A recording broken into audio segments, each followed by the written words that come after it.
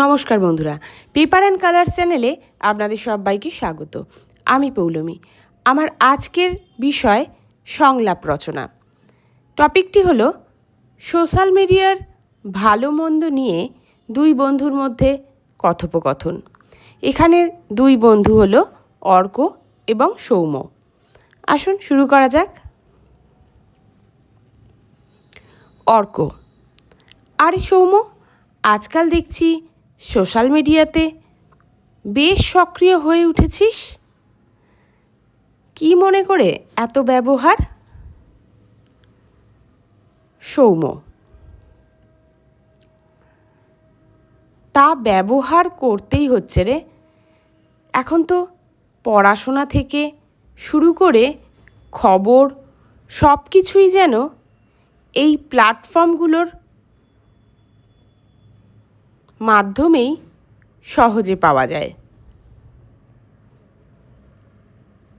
বিশেষ করে শিক্ষামূলক পেজগুলো অনেক সাহায্য করে।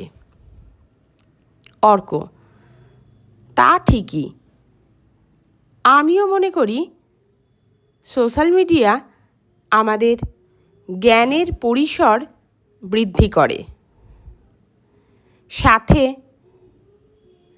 আপডেটেড বিশ্ববার্তা, মতামত, আলোচনা, নতুন তথ্য সকল বিষয়ে জ্ঞান দেয়। কিন্তু এর অপব্যবহারও তো কম নয়। সৌম্য: হ্যাঁ, সেটাই সমস্যা। অনেক সময় ভুয়ো খবর আমাদের বিভ্রান্ত করে।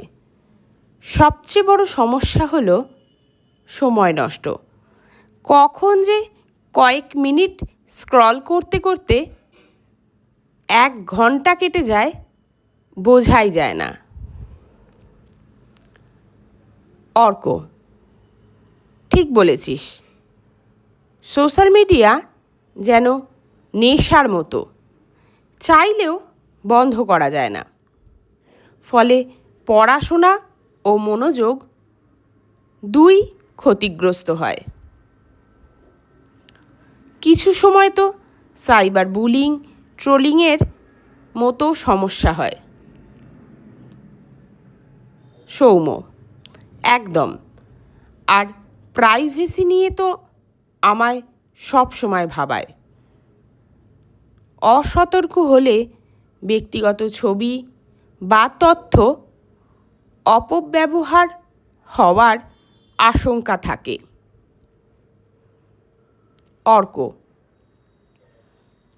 আমার মনে হয় সোশ্যাল মিডিয়াকে সম্পূর্ণভাবে এড়িয়ে চলা যায় না ঠিকই, তবে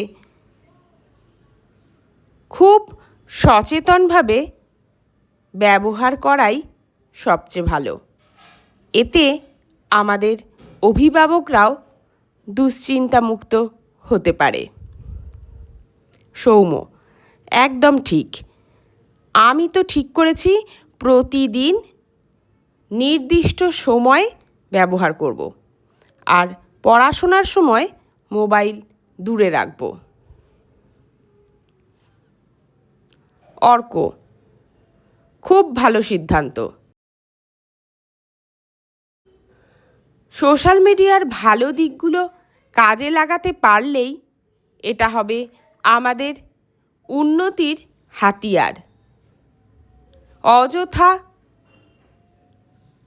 ফেসবুক, ইনস্টাগ্রামে চ্যাট, রিলস, ভিডিও দেখে আমাদের মূল্যবান সময় শুধু নষ্ট হবে। সৌম্য: হ্যাঁ, একদম ঠিক।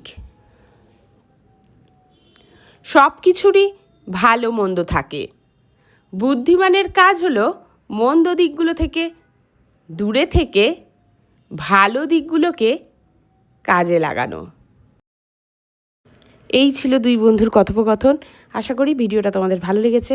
আর রোজের মতন আজকেও সেই একই কথা বলবো। ভালো লেগে থাকলে লাইক, শেয়ার এবং সাবস্ক্রাইব করতে ভুলো না। ধন্যবাদ।